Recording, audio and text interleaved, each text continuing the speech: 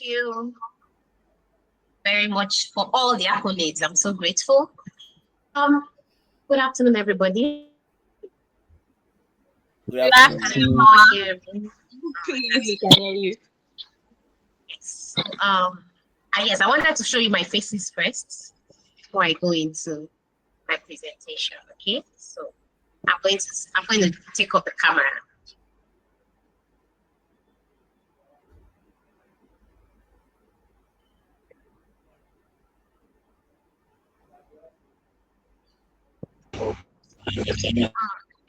Can you all see my slides? Yes, ma'am. Yes. All right, so I've taken off the video too, so I presume you cannot see my face anymore. All right, so good afternoon, distinguished colleagues. And today, talking about exploring diverse careers opportunity beyond the BDS, and then I'll be talking about residency in Nigeria. Yes, so hello everyone, once again. I would like to give a brief introduction about myself. And this page pretty much summarizes everything about me in a way. So the first thing I would say, I can't say less. And I'm saying that that's the first thing I'm saying because I've realized that in life, you cannot give what you don't have. So if you do not love yourself, you do not respect yourself, then it's very difficult for you to transfer such to other people outside. And you know that we are patient-centered. So they not love your patients. That's the first thing about myself. The second thing is that I am very passionate about my patients. I'm very passionate about people around me. Thirdly, is that I have a life outside my workplace. So that includes my family, that includes living a healthy lifestyle. As I work, I also play.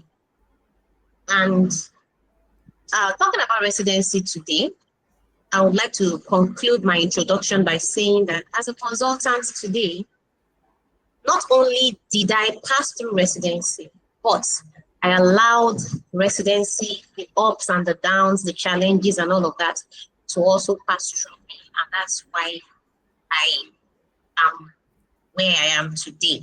Okay, so much about myself. Please, at any point you can't hear me again, just let me know. Now, these are my outlines. Yes, thank you very much. So these are my outlines. What is residency? What are the dental specialties in Nigeria? What are your requirements for residency? Is there a timeline? What are the timelines? And everything has its good side and it has its downside. So we'll talk about the pros and cons, and then we'll talk about your responsibility. So you're going to be seeing my face all over. I love myself, like I said, so I'm so sorry. And I love taking pictures. So anywhere you see me, anybody that knows me knows that I like pictures. So you're going to see my face all over the place. So now what is residency? Basically, I brought out this introduction from the Medical Residency Training Act, okay? Medical Residency Training Act is like the Nigerian structure for residency. And what the Nigerian Residency Training Act says is that residency is a program training for all medical practitioners and dental surgeons in order to become specialists in a particular field. Now, you and I know that in this part of the world, let's even forget the fact that we have limited access to resources and all that. By the time you're graduating, finishing from your undergraduate days, you realize that you barely have so much, hands-on because of the situation we find ourselves in this country. But even talking generally, residency program enables you to become a specialist in a field. So you are like a master of all trades, but you are a don in a particular one. Okay, so you have an idea of everything, but you now decide to channel your skills into one particular place, which makes you a don in that field. So you become a specialist, you become a consultant. Now, residency is a postgraduate training program, and it's divided into two phases. Okay, it's divided into the junior residency and the senior residency. Okay, so once you come in as a junior resident, you are known as a registrar, and once you meet up the requirements and you qualify to, you pass the exams, or let me use the word, you satisfy your examiners, then you move on to the senior resident, after which you become a specialist. Okay, so now I will just chip in one or two things. And the residency I'm talking about is limited to Nigeria. So everything I'm saying is, in this part of the world. Okay. Now, residency provides a platform for you to learn from senior colleagues and specialists in order to fine-tune your skills, and you are always under the supervision of a consultant.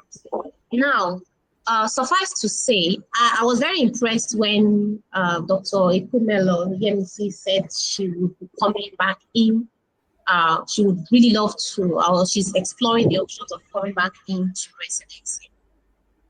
It's not a matter of boast, but the truth is that once you are a specialist, you have an edge over someone that's just a general dentist regarding your skills. Okay. This is not to say that the general practice is bad or not the ideal, but even in the general practice, Dr. Ekumalo could also testify, get to a point where you understand your limits and you have to call it a specialist. So going the extra mile into residency puts you a step in that particular specialty that you choose over the general person. So for me, I'm a specialist in restorative dentistry, conservative dentistry. That puts me an edge over a general dentist, or over an orthodontist, or over a maxillofacial surgeon who is also a specialist in his own field. So the fact that you're a specialist in a particular field doesn't make you a don in every other field. So you just select a particular niche and you decide to try and explore everything you can in that field. So that's what residency is all about. Okay.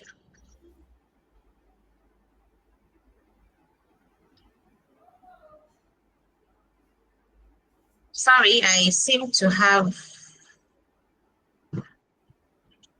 my slides seems to be hanging.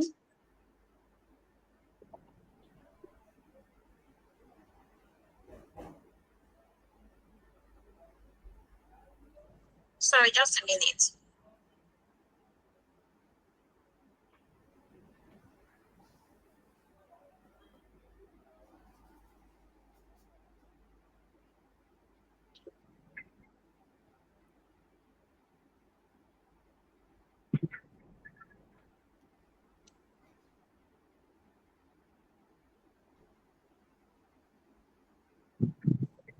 So can you see my slides?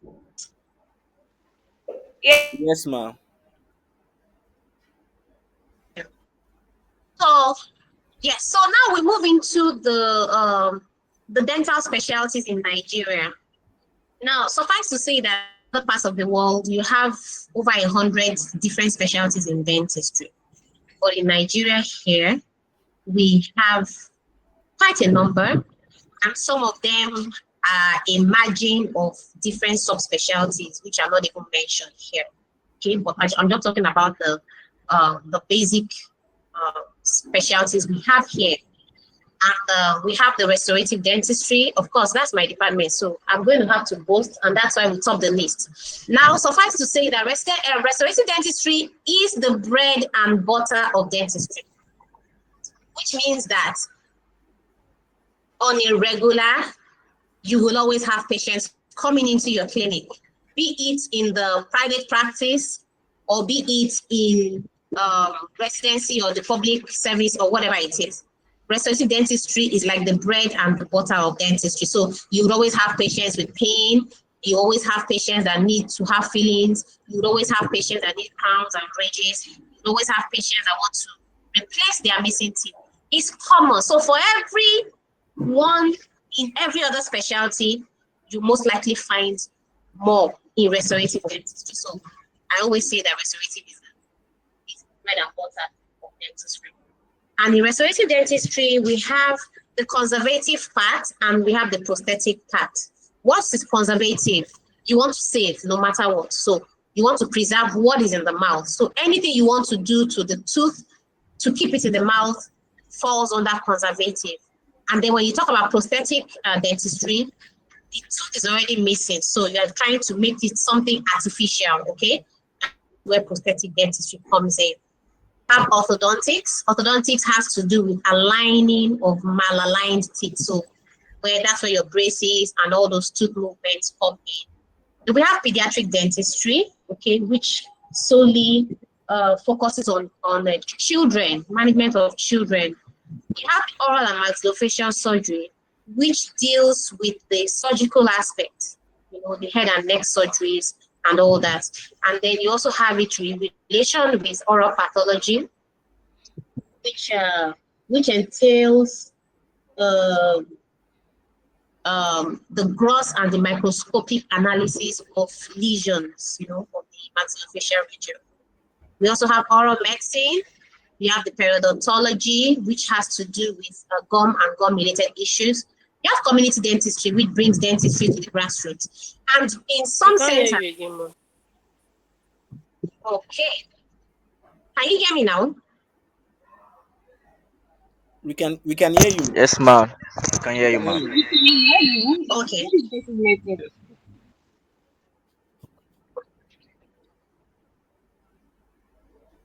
You can continue, ma'am. Okay. So can you still see my slide? Can you still see the slide? Yes, ma'am. We can see it, ma'am.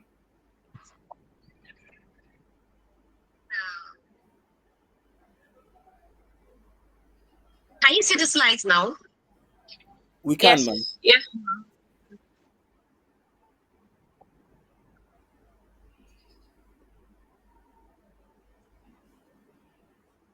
Can you see the slides? Can you hear me? Yes, we can, ma. Yes, we can. All right. Thank you. All right. So let me continue. Now, this is the crux of the matter. We want to talk about your requirements for residency. So you don't just finish school and jump into residency, okay? You have to have been graduated, accredited medical institution.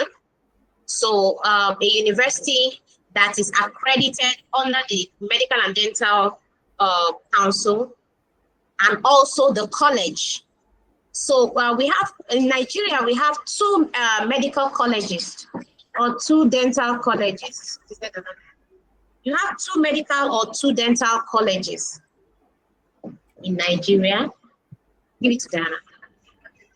Okay, you have the National Postgraduate Medical College and you have the West African College of Surgeons. So these are the two accredited colleges in Nigeria or identified colleges.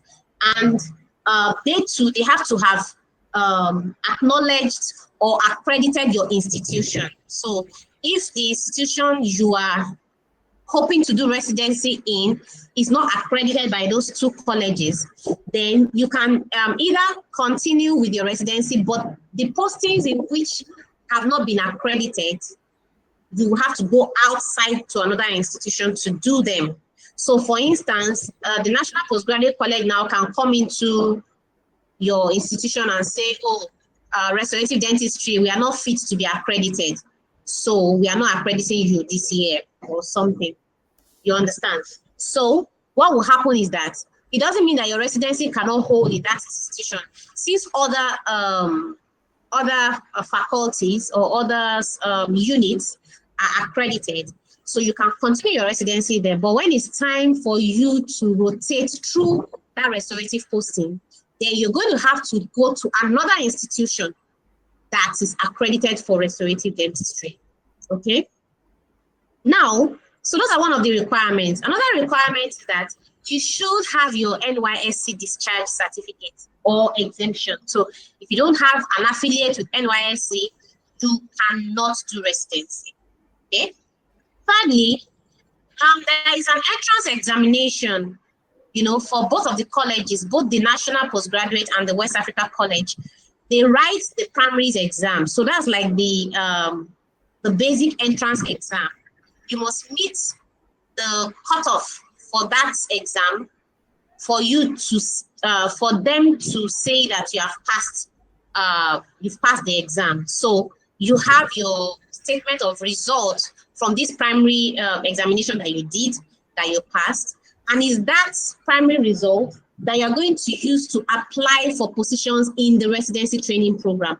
Now, presently, because of the JAPA syndrome, okay, and also we have a lot of let's talk about dentists now, because we are dentists. We have a lot of dentists that they are not really interested in practicing, because one thing with dentistry is that just like Dr. Ikumelo said, dentistry is actually very lucrative if you position yourself in the right place. And sometimes it could take a little time, just a little time.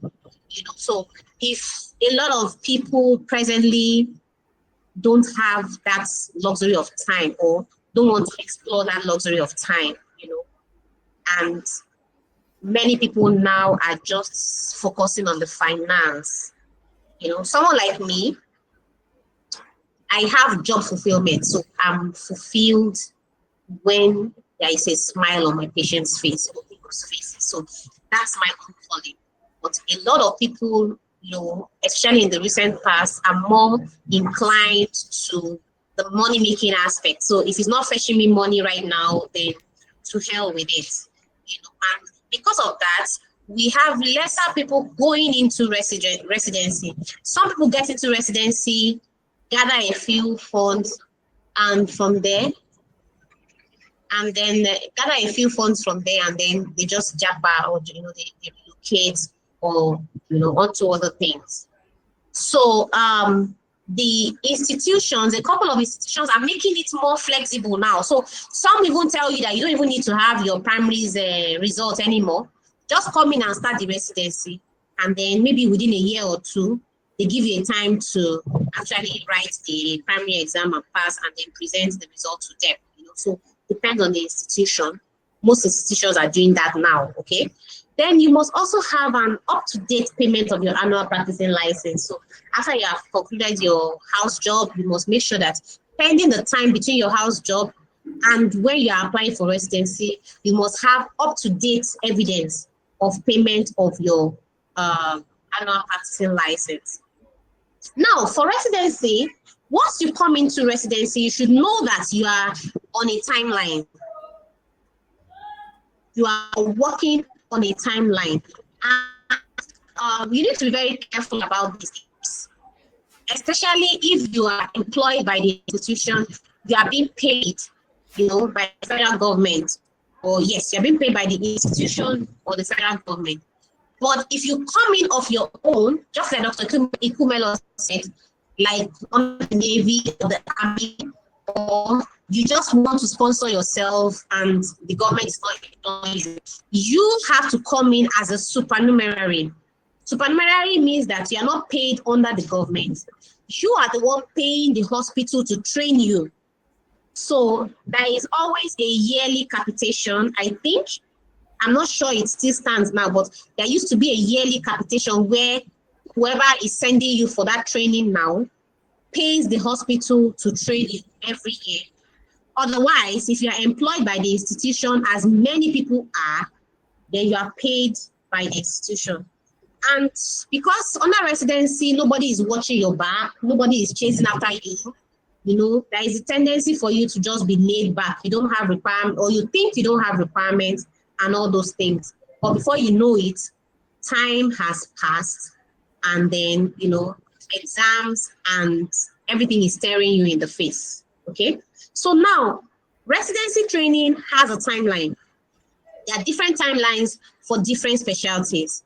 Most of the specialties in dentistry have, especially for the national postgraduates, I think they have a 3.5 years timeline. So what that means is that once you start residency, within 3.5 years of your residency training, you will be eligible to attempt your first exam, your part 1 exam, to take you from being a junior resident to a senior resident. Okay. Now, within that month, let's assume it's 3.5 years, which I think it is for residency, national postgraduates to be precise. So once you start residency today, your time starts to count. And from today, you are given 3.5 years to be able to have your first attempt at part 1 exam. So you have 3.5 years to rotate all your postings, to do everything you need to do, both the postings within the unit or within the surgery, your dental unit, and there are outside postings too that you need to go to: anesthesia, cardiology, ENT, surgery, so you would see all those things in your guidelines. You would have guidelines and curriculum. So you'll be able to know the postings that you are mandated to actually rotate and the timing. So they will tell you, oh, you'll be in restorative dentistry for 6 months. You move to CDH for 6 months. Go to your core posting for 8 months, So you have a time frame. And by the end of 3.5 years, you are given an extra 12 months to have passed that exam. Now, these exams for residency come up every 6 months, okay? So you have the exam twice a year. That means that at 3.5 years, you are expected to have attempted that exam and pass. If you pass the exam, automatically you become a senior resident, okay? Now, if you don't pass the exam in your first attempt, then you are given another 2 more attempts. That's 12 months to write that exam again and pass. So you go back to the next 6 months again, you prepare, write the exam again, and then you are expected to pass it at least in 2 attempts afterwards. Are we together, please? Yes, ma'am. Well, yes, ma'am. Yes, ma'am. Okay, thank you. Now, if after the 2 other attempts, your 12 months from your first 3.5 years, you were unable to pass the exam, then automatically you become logged out of the system. You become chucked out of the system. So you kind of lose your residency training, okay? You lose that opportunity. Some institutions, if you appeal to them, the institution still gives you more time. Okay, we are giving you another 6 months, and all that. Now, that is where your credibility, your interpersonal relationship, your attitude comes into play. Okay, because this one is not a matter of you fighting for your right now. This is a matter of you pleading for, for an extension. So there are a lot of things that the management will now look into from your HOD, your department, to see if you can still, they can still explore options. But then, if everything being equal, you don't actually need that 3 attempts. You should be able to pass that exam within your time frame. Okay. Now, once you have passed your junior residency, you automatically become a senior resident or a senior registrar, and thereafter, so before I move on to that, so for your junior residency, your exams are based on the general practice in dentistry. So you are going to be tested in all the above specialties that I've mentioned. You understand? You are going to be tested in everything, both the written, the essay, the clinicals, the OSCE, the vivas, and all of those things. And then by the time you meet up and you satisfy your examiner, then you progress to your senior residency, which is part 2. Now, for part two now, you are now focused on your specialty. So you are no more rotating postings. You are sitting down in your own posting and postings that are related to your posting. Okay. So you are spending the next 3.5 years or so in your posting, perfecting your skills, underscoring or understudying your consultants, your supervisors, training your junior colleagues, your junior residents, house officers, and students. Those are your requirements as a senior resident, because you learn better when you train. And the essence of training is you train people behind you, so when you are gone, somebody else fills your space. It's a garbage in, garbage out kind of thing. So you would be given a certain number of months too, let's say 3.5 years. And then after that, you are given a 12 to 18 month attempt to pass your part 2. Now your part 2 is based on research. So you're going to carry out research. You're going to not single-handedly, but you're going to literally write a book on a research that you have done. So in the course of your part 2, you pick a topic that interests you in your specialty. You know, you build on it. You work with your supervisors and your mentors, and then you do a research. You write a report, a dissertation. Your dissertation is your part 2 examination, and they ask you questions based on your specialty. So if you have stayed in your specialty for 3.5 years, you have no reason not to do satisfy your examiners at the end of the posting. Okay. Now, for each faculty and for each residency training program, for each college, whether it is national postgraduate or West Africa, there are guidelines. There is a curriculum and there is a guideline, which always comes in. Now, the problem with a lot of people is when you come into residency, and I would like to commend Dr. Shayomi for this template, because a lot of people come into residency and they have no idea what they want. Not what they want. They have no idea where to start. They have no idea what to do, because there is no orientation program for them in the first place. You know, so for the first months to years, they are literally struggling to keep their head above water. Whereas, they had been properly guided, they would have understood these things.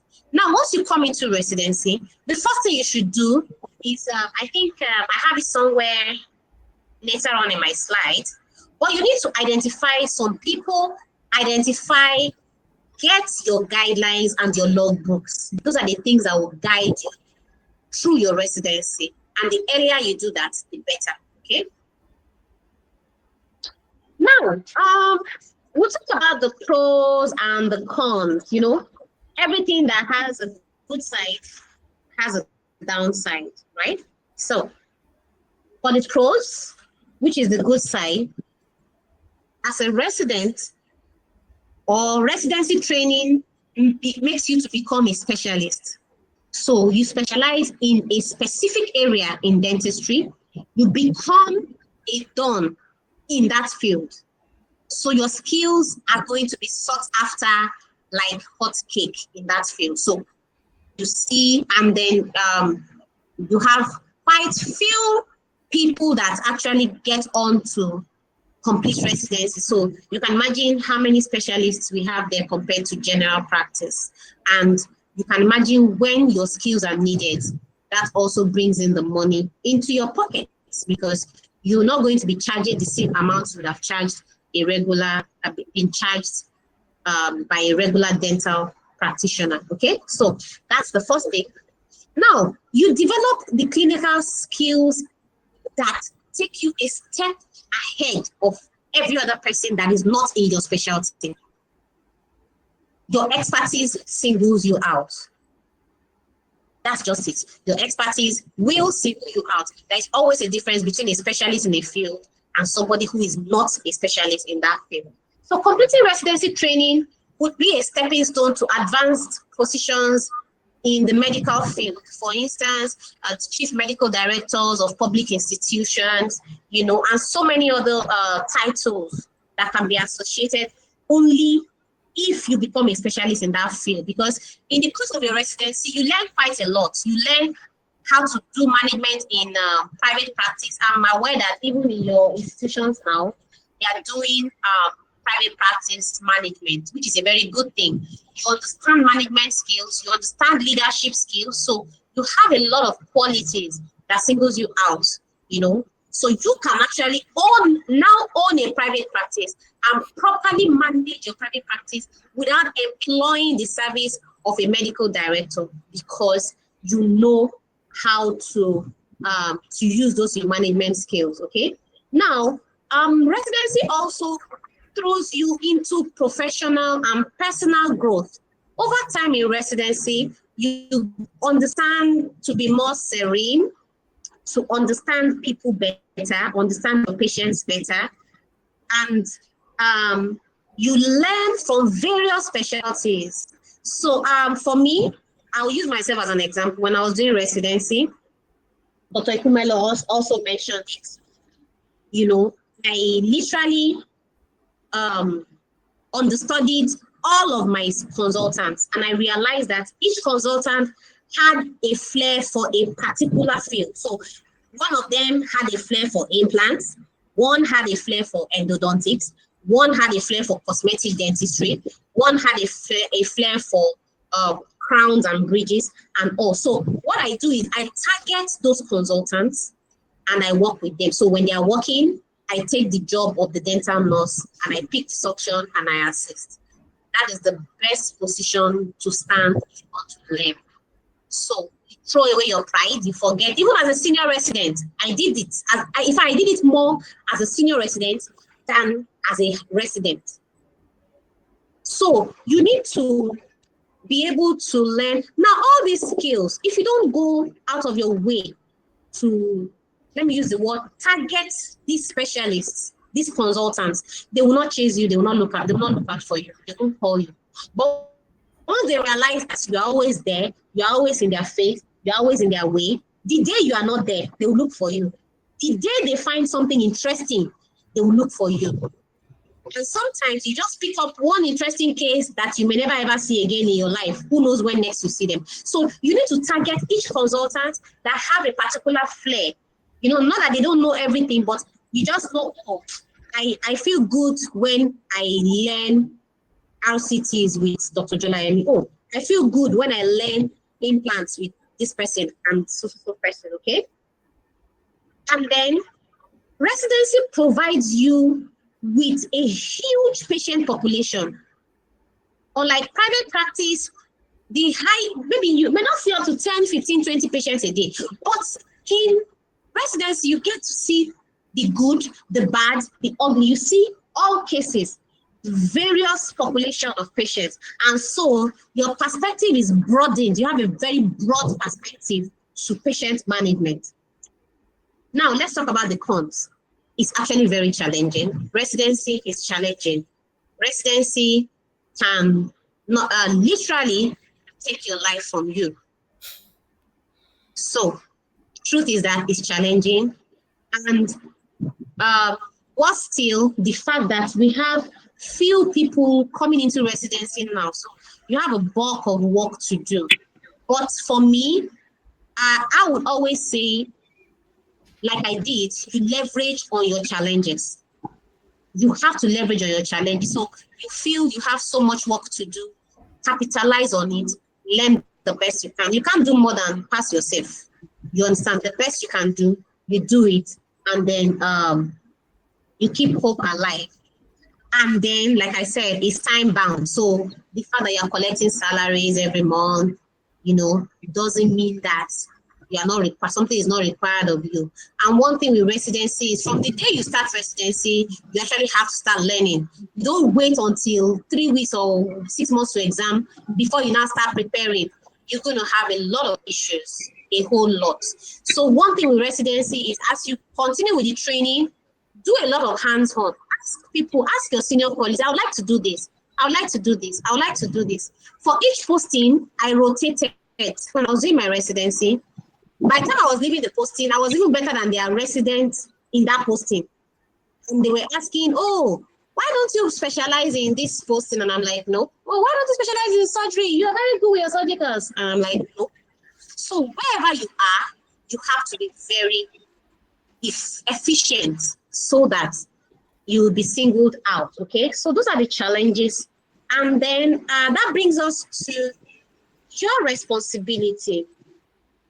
So if you say you're coming into residency, it is a very good thing.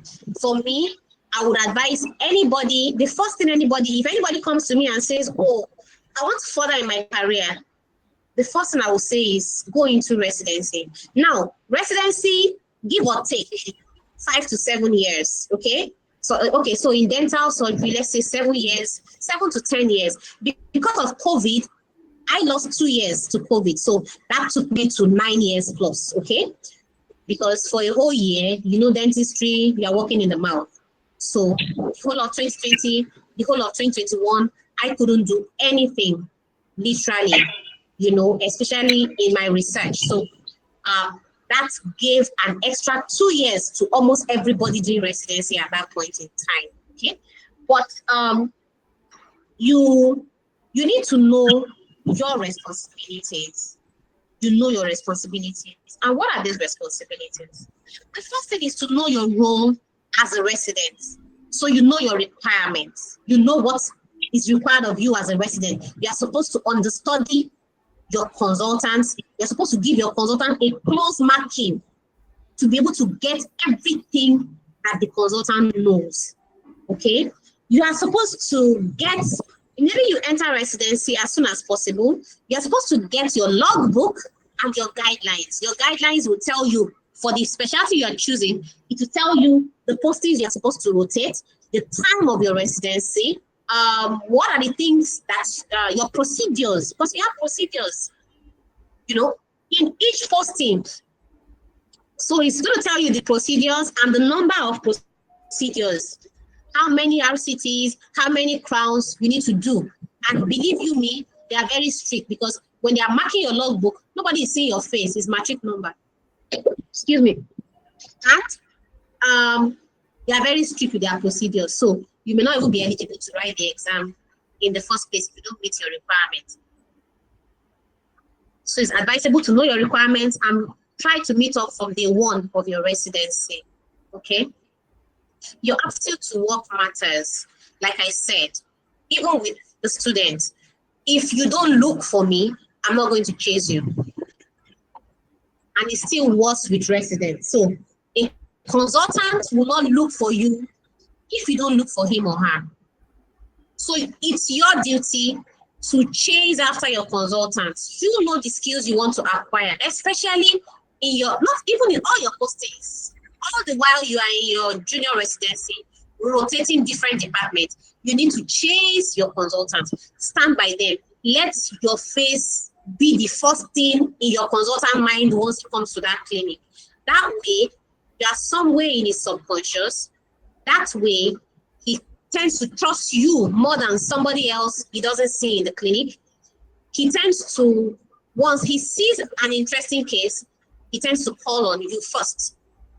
Or you over time, for someone like me, I had mentors and I also had consultants. In fact, all the consultants in my department were totally, I was so dependable. So even when they are not in clinic, they are calling you and they are telling you, I'm away today and they are standing in for me. Give me a feedback. You understand? But if you don't show that attitude to work, nobody's going to chase you. And at the end of the time, when it's time, some lecturers, some consultants will not even sign you up because they are like, I don't even know you in the first place. Okay, that's two. Now the next thing is attentiveness. Attentiveness to your teachers. Let me use the word, to your specialists, and attentiveness to your patients. Your patients are your teachers. They are your best teachers. So you have to pay attention to them. You will learn from them. Attentiveness to details. It goes a long way. Engagement. You have to engage your consultants. You have to ask questions. You have to question your consultants. Once you've become accustomed to your consultant, that's why it's a training program. You are not supposed to own your patients. Your consultants own patients. So you are supposed to ask as many questions. You cannot be that stupid. Any question is not stupid. Ask it. No matter how stupid it may sound to you. Okay? Accountability. You must be accountable to yourself. You must be accountable to your teachers. You must be accountable to your lecturers. And you must be accountable to yourself. You must honor your postings. Now, when you go to residency, you must identify a residency coordinator. For every faculty, there is always a residency coordinator. So in dental surgery, you have a residency coordinator. Okay, that you must identify with. All right. So you must do all of that. Now, you must know your timeline. For each day you come to work, you must tick off that day off your timeline. Oh, I have 2 more months to go, or I have 24 more months to go, or I have this, or I have that. Okay. And like I said, there are different timelines. The national postgraduate timeline is different from the West Africa postgraduate timeline, and you can do both of them. You can run both of them both as a junior resident and as a senior resident. It's more tedious, but you can actually run it. Now, my advice for you is you can come into residency having both colleges, and then by the time you become a senior resident, you can choose the one that suits you better. Or if you still want to go through the rigors, you can go through both colleges. And like I've talked, you cannot overemphasize your residency guideline and your logbook. Relationship matters a lot. You need to maintain good relationships. Truth be told, we have the good, the bad, and the ugly with our colleagues, especially our senior colleagues. Senior residents, your consultants, you have them. So it's not always going to be all fine and all well and good. Sometimes you could feel cheated by your senior colleagues, you know. But by the time you have it at the back of your mind that you'll get there someday, you know. I literally told myself I had some very bad experiences with I have some very bad experiences with some senior colleagues in the course of my residency, from junior residency to senior residency. And, you know, I told myself that when I become a senior resident, I will try the best I can not to behave like this to my junior residents. So, for someone like me, I picked the bad side and I turned it to good to myself. And I told myself, no matter how bad it is, I will try as much as possible to be fair to my junior residents and my junior colleagues, generally students, class officers, junior residents, and the likes. Okay? So we always have the bad experiences, but that didn't stop me from having my I'm trying to look for the word, my human personality, to bring in the human personality. And the truth of the matter is that what brings you out as a very good dentist or as a good physician is that human aspect.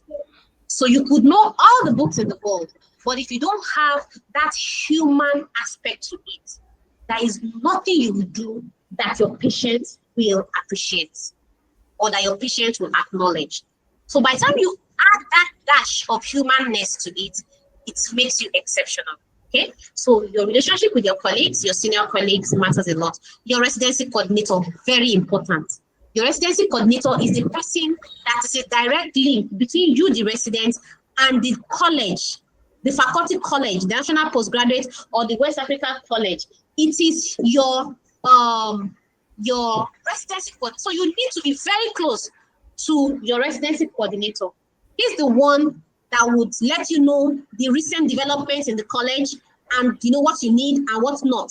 He's the one in the best position to help you and to guide you. And when you hit challenges, he's the best person to help you out. You need to leverage when you start residency. I'm amazed with the newer generation of dentists. I've realized that, which I didn't enjoy in my time. You guys, from the set of Dr. Ikumelo's set all the way down till this, you have a way of helping each other to grow. you push each other together, you struggle together and all that. Yes, we did it to a little extent in my time, but it's so evident. Your sets, you guys are just, you get into trouble together, all of you. If it's trouble, all of you are in trouble together. Nobody is going out to fry, It goes a long way. So in your residency, you need to leverage on each other. You have people, you come into residency at the same time. Somebody is better than you in this field. Learn the person, understand from the person. You two, you are better in a particular field. Come together and leverage. So you have 6 people, 6 junior residents, doing well in different skills. Somebody is in resto, somebody is in com, somebody is in pro, somebody is in OMFS and all. And you come together and you train yourselves, you do your tutorials on a steady, even if it's once in 2 weeks. You realize that over time, you learn a whole lot. You need to also know your limits. Know that you don't own the patients. When you hit a roadblock, in fact, before you even hit a roadblock, before you even see a patient, you need to relate to your supervisor or your consultant. So you are going to discuss where you may have challenges. And when you meet those challenges, you need to run straight back to your consultants. And then mentorship. Mentorship, today, I'm going to acknowledge my mentors because I've had them for, your mentors become like your work parents, Dentistry is my life. So I actually live for dentistry. And these mentors have guided me from when I was a student. And the likes of Dr. Adebuluwe and Dr. Oderinu, I cannot but mention those 2 people. Those were my mentors. I literally understudied them. So when you say Dr. Jolayemi is an extension of Dr. Adebuluwe, that's exactly what it is. I've so understudied those mentors to the point that if you ask me the same question and you ask them the same question, you probably get the same answer. That is what mentorship is. If you want to survive residency, be comfortable, you need to have mentors. And who are mentors? These are people that are better than you in a particular field that you are hoping to be like. You're hoping to be better than. So you tend to become, let me use the word, friends. So mentorship over time goes beyond just, this is a class 1, this is this. It becomes a relationship that you have with such senior colleagues. And your mentors should be people that are senior to you and people that have a better skill in, like, something you want to know about them. Leadership qualities. So you could have more than one mentor. You could have mentors in leadership. You could have mentors in, and all that. So I actually have mentors to people in Kano regarding leadership. Oh, Dr. Jolayemi, I heard you were the first female president. How did you do it? I'm a student. I'm aspiring to go into politics. Please, can you be my mentor? Oh, why not? So I have a lot of mentees. I don't even know them. I just know them by name. I've never seen them. We attend some conferences and I meet you for the first time, So mentorship, you cannot underestimate them. And we have very good consultants out there in our institutions that, you can maintain healthy relationships with them, mentor-mentee relationships, okay? Now, never forget this part. You need to live. You need to live your life. You need to focus on yourself.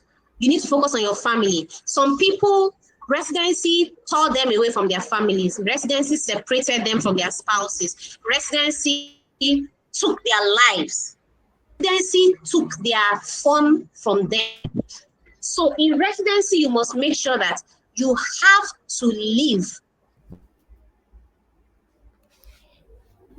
An unhappy dentist, no matter what you are earning, you will be unhappy. So in the midst of all this bustle, you must focus on your health. You must do your health checks. You must check your blood pressures. You notice you don't feel good. Don't keep it to yourself. Keep it to yourself. Talk to somebody. Seek attention. Some people have died. We didn't know that they were sicklers. We didn't know they had heart issues until they slumped one day. And these are people you work with and you move with every day. So you need to focus on your health. You need to have time for family. It doesn't matter. Just spend that little time. Find time in your residency to spend with your family. If you have friends, spend time with friends. You know, have fun if you can. If you can travel, do that. Enjoy the world. Yes, you need to save and invest because there is life after residency. I was going to say something to my discussion. She talked about you starting a private practice after 5 years and said it's not really advisable because you don't have the experience, you don't have the expertise. So you should have understudied or worked under somebody for at least 5 years. Now, if you have done residency, you would have spent like 7 years, all right? And then that is so much time enough for you to say, okay, you're ready to start a practice. You can start a practice 5 years of your residency or 4 years of your residency, because even 3 years of your residency, because you have done NYSC and you've probably worked. So yeah, 4 years into your residency, you can start considering setting up. So you can save, you can invest, and then you can start setting up collaborations, just as she said. You pick 2 or 3 other residents, set up a dental practice. Dentistry has not, a tenth of dentistry has not been explored. A tenth, not even, in fact, 2% of dentistry, we are cashing out crazily, So you need to save and invest. And then whilst you're doing residency, stand alone, you never work alone. You need to be in an association. There is an association for resident doctors. You need to actively participate. You need to actively cooperate with your association, and you need to actively engage your association. You need to put your association executives to the duty, to the task. You need to engage. Once you have a powerful engagement, a powerful participation in your residency, with your residency association, the management and whatever external forces, the government will not really have a toll on you, because there is a strong force, to keep you up. So I don't underestimate the power of association. I've always been an association member from when I was a student. I don't accept that I'm a politician, but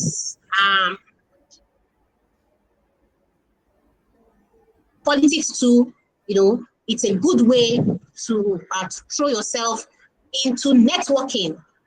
So from politics, you get to meet people you don't expect to meet, the likes of the caliber of people you may meet in politics, healthy politics. You can't underestimate it. Yes, so that ends my discussion today. I would just like to leverage on what Dr. Ikumelo said. Yes, clinical researches are literally ongoing on a daily basis. Once you are a senior resident, you are doing research already. So there is so many research ongoing. The problem is that researches are not funded. So most times you must fund your research yourself, or you request for a grant. So yes, when she said researches don't really do so well here, in a way, yes. But in a way too, we have a number of people that are on grants from international organizations, so they have grants, and there are a lot of researches going on.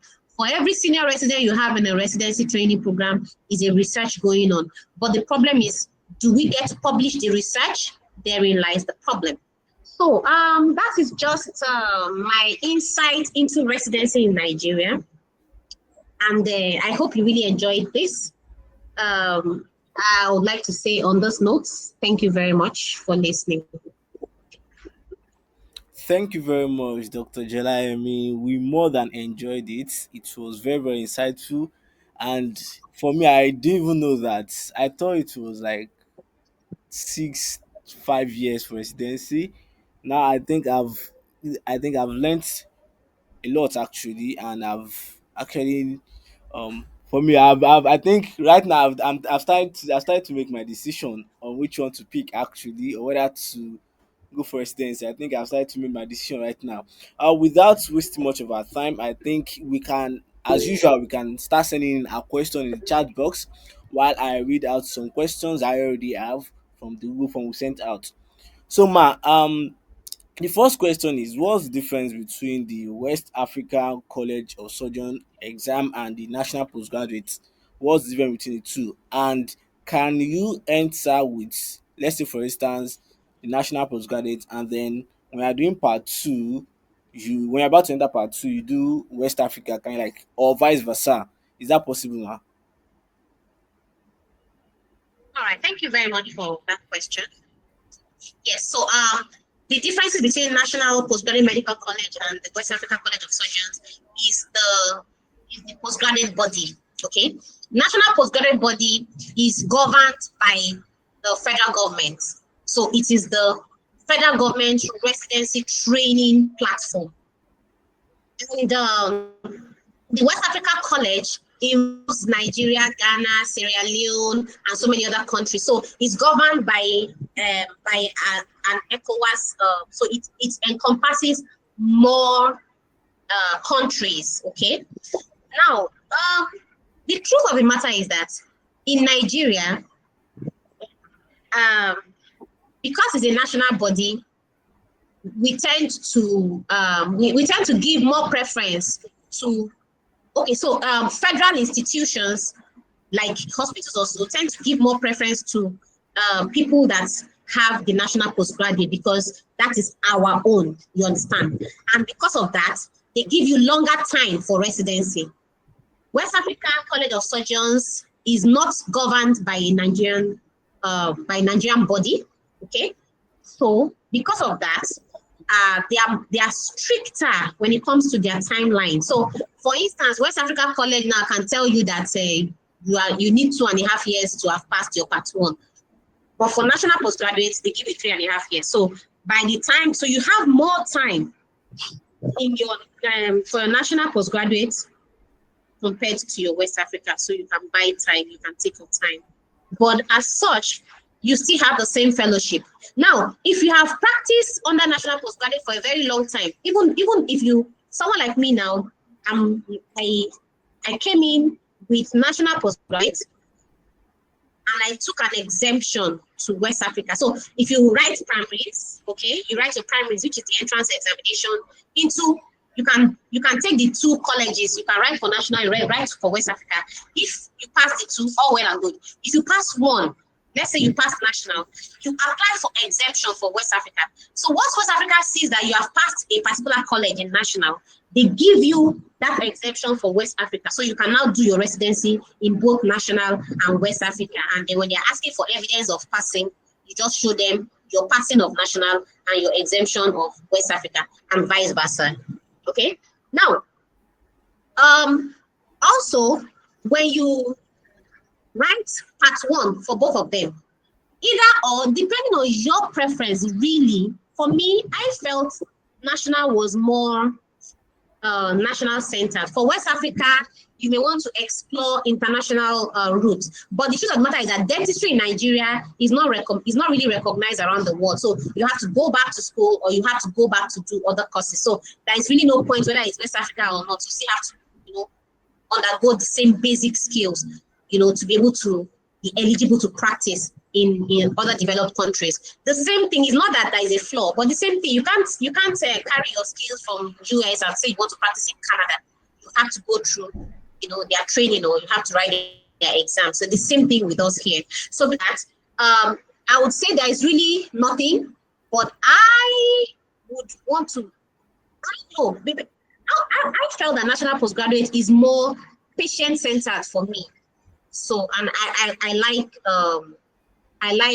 practical. I like to see things clinically, So for me, for me personally, I would start with national. So, but what I did was I did national and West Africa. Okay, I wrote the exams, and then by the time I finished the part one exams, I tilted to national and decided I'm going to do my part two in national, which was what I did.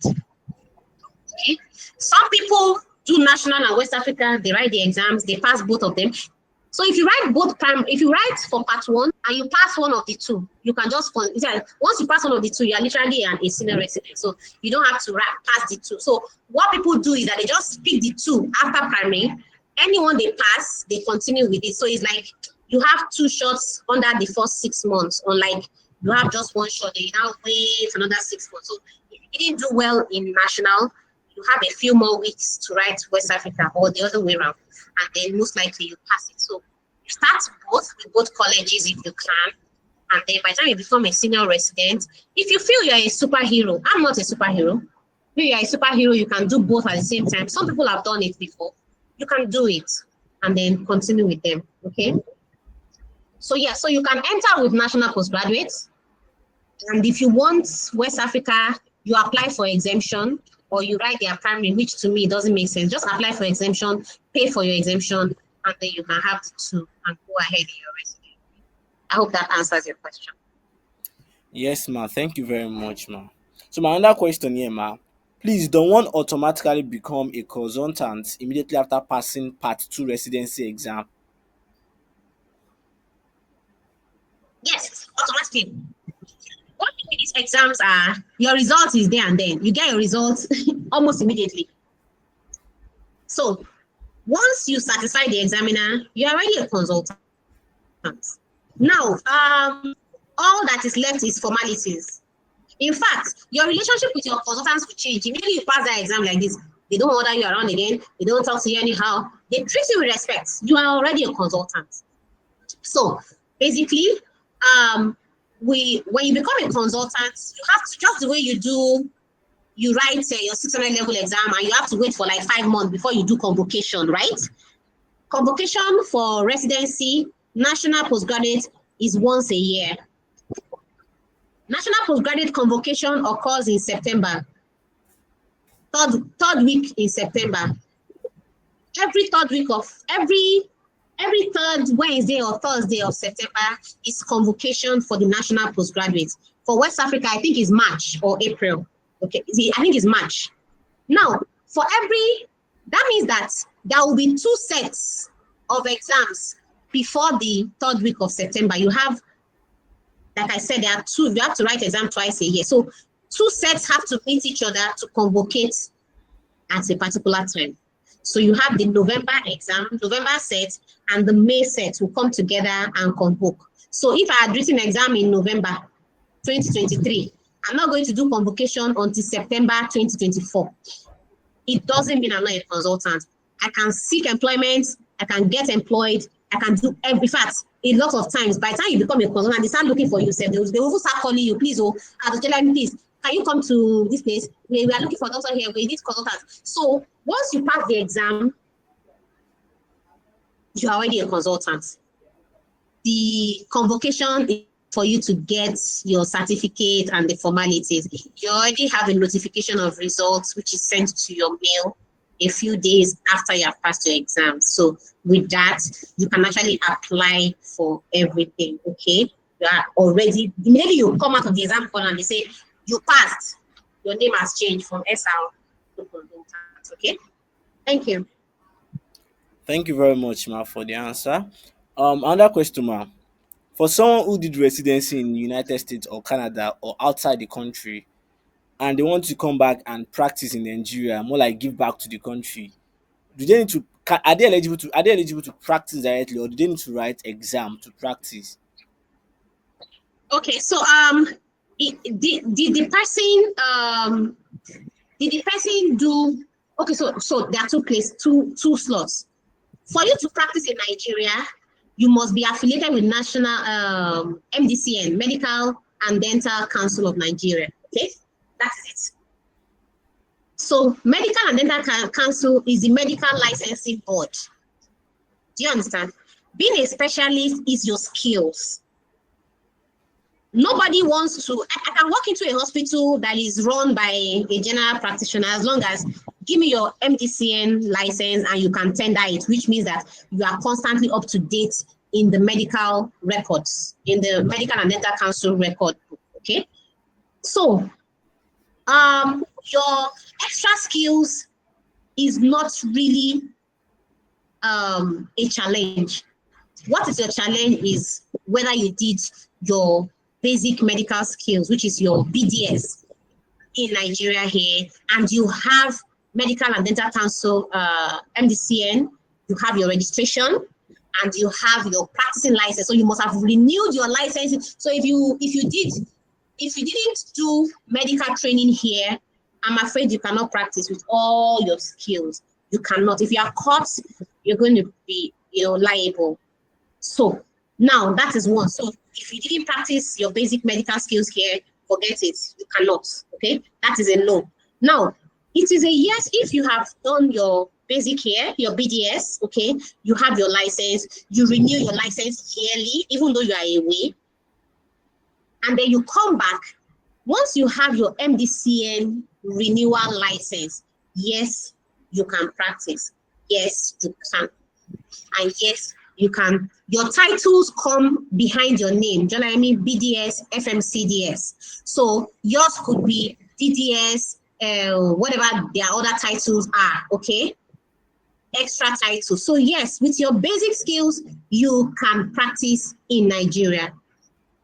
Additional skills you get, they are added to you, they are added to your portfolio, they are added to your, they bring in your clientele, people that are targeting your particular skills. That is just what your specialty is all about, okay? So yes, you can. Thank you very much, ma, for the answer. Another question, ma. How much does a junior registrar earn, and how much does a senior registrar earn in Nigeria, ma? Okay, basically, honestly, I don't know about the junior residents right now, okay? But when I was doing residency, my take home, that after taking away tax and all those things, was initially, because when you're doing residency, you get upgrades every year. So you are from SR1, so SR2 to SR1 to those kind of things. So you get upgrades every year or every 2 years. I think every year you get upgraded. So I started off then. No, that was 2014. I started off with like 190 something. And I think by the time I was finishing my residency, it was up to 290 something. The spike in your salary would come in as a senior resident, basically, which starts from like three.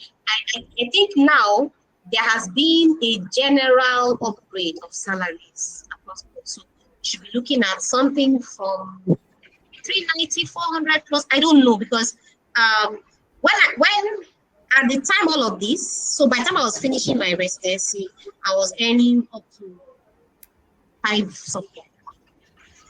It's 500 now. 503. Let's just say anything between 490 and 520,000 naira. That is as the highest cadre of SR before the government upgraded. By the time the government upgraded salaries, I'm already working as a consultant. And please don't ask me how much I'm earning as a consultant. I do not know yet. I do not know how much I'm earning as a consultant yet, because Loop has not started paying me. Okay. So I can't really say about that. So yes, so basically for junior residency, but I don't know how much it is now, because in my time, that was what it was. And before the recent upgrade, there was a federal government upgrade a few months ago. I was earning 502 or 503,000 or something. When you've taken out your tax, you've taken out what they call it, your dues, your association dues, your pension, and all those things. That's my net. That was my net. Okay. Thank you very much, ma. One last question, ma.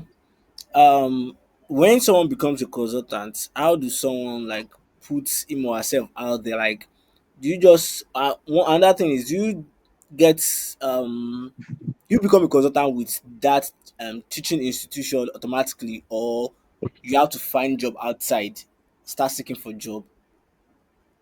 Okay. So from what I've learned, a lot of institutions out there, public first and private institutions, very good top shop private institutions, actually look for consultants. they are in search of consultants because consultants have a certain edge, not just with patient treatment, but with management, hospital management, basically, or clinic or facility management. So most facilities or most, let's talk about private practice now, they tend to look for, they always want to have, especially the big ones, they want to have a consultant to actually manage the hospital for them. So in as much as the consultant is there, he oversees. For instance, someone like me, if I'm managing a private practice now, okay, and there are other general dentists, working together with me. I'm the head of the team, so I'm like the overseer, and then the little the little challenges that could arise for patient management, maybe poor patient management or poor patient attitude. Some patients can be very difficult, all those kind of a thing. When you have a consultant that understands leadership skills, that understands crisis management, all of those things are things that you are trained under in your residency. So you have somebody there to help to handle such situations. So it shows such a private practice in a different light when they know that a specialist is running the clinic. Doesn't have to own the clinic, but is in charge, or you have a specialist in the clinic. Okay. Now, a lot of institutions are also looking for consultants. We have so many institutions in Nigeria. A lot of institutions are looking for consultants across the country. Lagos in itself can go up all the consultants that national postgraduates produce in one convocation. Lagos alone can grab all of them. So it's always so easy. If you want to get a job as a consultant, it's literally very easy for you. From Lagos State to the federal government to the military, and all that. So I had offers from the military, I had offers from the states and all, but I chose to give back to, I don't know. I feel a bit bad. Ikumelo, you must come back for residency. You must come back for residency. Because it's becoming, it's becoming worrisome, such that, like I said, residency should be a garbage in, garbage out. As somebody is leaving, somebody else is filling the space, so that it becomes a trend. Everybody is the same. But now, because when somebody leaves, nobody is filling the space, it becomes so. I feel bad leaving the system to avoid. And that is the way it is going right now. And when Japa syndrome started, I laughed. You know why I laughed? I laughed because I could have jackpot, but I didn't. And I told myself, where people are jackpotting to, they are leaving the business of dentistry, the money of dentistry, they are leaving it to us here that we are staying back. And you and I would say, at least Dr. Quello is here and she works in private practice.